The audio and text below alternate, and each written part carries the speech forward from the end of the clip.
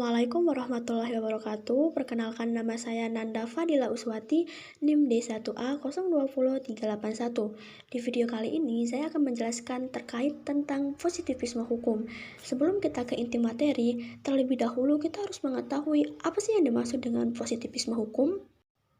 Jadi, positivisme hukum ini yaitu suatu aliran dalam filsafat hukum, dan aliran ini memandang perlu memisahkan secara tegas antara hukum dan moral, antara hukum yang berlaku dan hukum yang seharusnya, antara desain dan disolen. Positivisme hukum ini sangat mengagungkan hukum yang tertulis dan menganggap bahwa tidak ada norma hukum di luar hukum positif.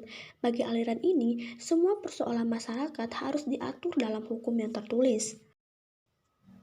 Dan dalam hukum positif, terdapat dua corak dalam positivisme hukum. Yang pertama itu, aliran hukum analitis. Aliran hukum analitis ini dipelopori oleh John Austin. Dan yang kedua, aliran hukum murni. Aliran hukum murni ini dipelopori oleh Hans Kelsen. Selanjutnya, aliran hukum positif analitis yang dipelopori oleh John Austin. Positif analitis ini menyatakan bahwa hukum adalah perintah dari penguasa negara. Hakikat hukum terletak pada unsur perintah itu. Austin memandang hukum sebagai suatu sistem yang tetap, logis, dan tertutup. Hukum adalah perintah yang mewajibkan seseorang atau beberapa orang. Ia menyatakan juga bahwa hukum dan perintah lainnya itu berjalan dari atas atau superior dan mengikat atau mewajibkan bawahan, inferior.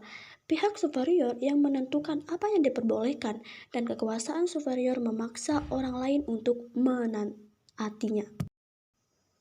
Austin membedakan hukum menjadi dua jenis.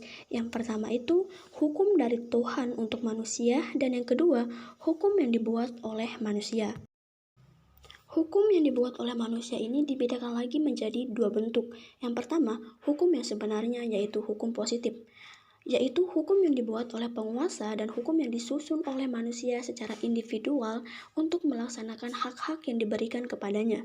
Hukum yang sebenarnya ini memiliki 4 unsur, diantaranya meliputi perintah, saksi, kewajiban, dan kedaulatan. Selanjutnya, bentuk yang kedua, yaitu hukum yang tidak sebenarnya. Hukum yang tidak sebenarnya ini merupakan hukum yang tidak dibuat oleh penguasa sehingga tidak memenuhi persyaratan sebagai hukum. Contohnya peraturan dari suatu organisasi olahraga. Selanjutnya, aliran hukum murni yang dipelopori oleh Hans Kelsen. Kelsen menguraikan bahwa hukum adalah suatu keharusan yang mengatur tingkah laku manusia sebagai makhluk yang rasional. Dalam hal ini, yang dipermasalahkan oleh Hans Kelsen bukanlah bagaimana hukum itu seharusnya, melainkan apa hukumnya.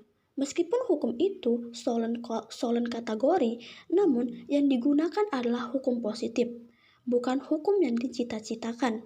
Kelsen juga berpendapat bahwa hukum berurusan dengan bentuk forma, bukan isi atau materia, sehingga keadilan sebagai isi hukum berada di luar hukum. Hukum bisa saja tidak adil, namun hukum tetaplah hukum karena dikeluarkan oleh penguasa. Baik, sekian dari uraian yang saya sampaikan, kurang lebihnya mohon dimaafkan. Assalamualaikum warahmatullahi wabarakatuh.